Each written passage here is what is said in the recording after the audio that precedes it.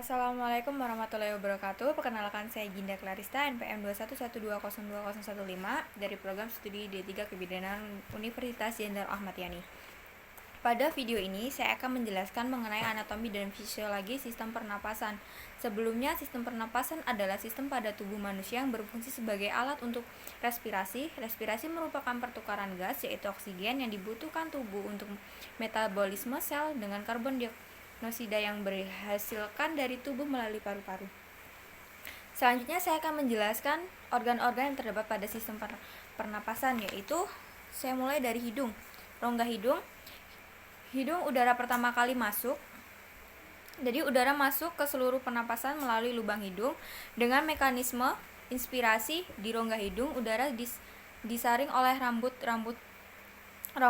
hidung dari partikel debu yang menyertai udara yang masuk. Udara juga akan dihangatkan dan dilembabkan agar sesuai dengan suhu tubuh.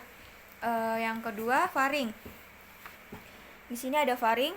Faring persilangan antara jalur dan makanan bertemu, tempat yang dilalui udara pernapasan dan makanan yang berasal dari mulut.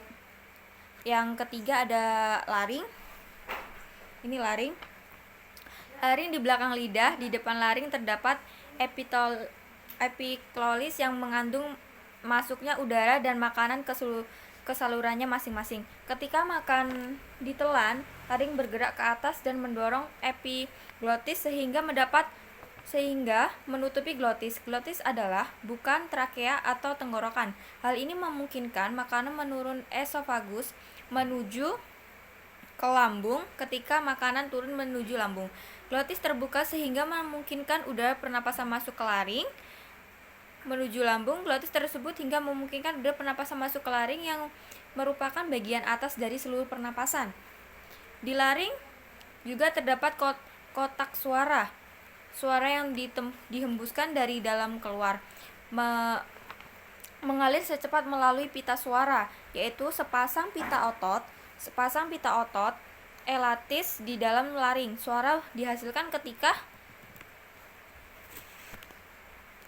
otot-otot di dalam kotak suara menegang yang kemudian merentangkan pita suara sehingga bergetar ya. Jadi itu tadi fungsi dari laring dan kegunaannya. Kemudian ada trakea. Nih, ini trakea. Pada dinding trakea terdapat kartilago atau tulang rawan yang memperkokoh trakea sehingga saluran ini akan tetap terbuka.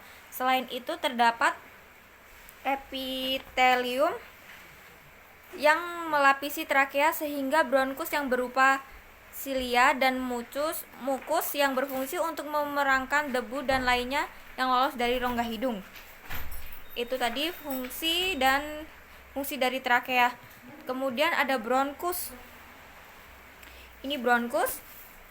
Dua saluran bronkus masing-masing terhubung dengan paru-paru. Bronkus bercabang lagi pada paru-paru menjadi saluran-saluran kecil yang disebut bronchiolus. Jadi bronkus saluran masing-masing terhubung dari paru-paru ya. Kemudian ada alveoli.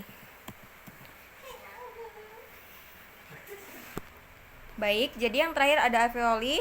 Alveoli kemudian masuk melalui alveoli.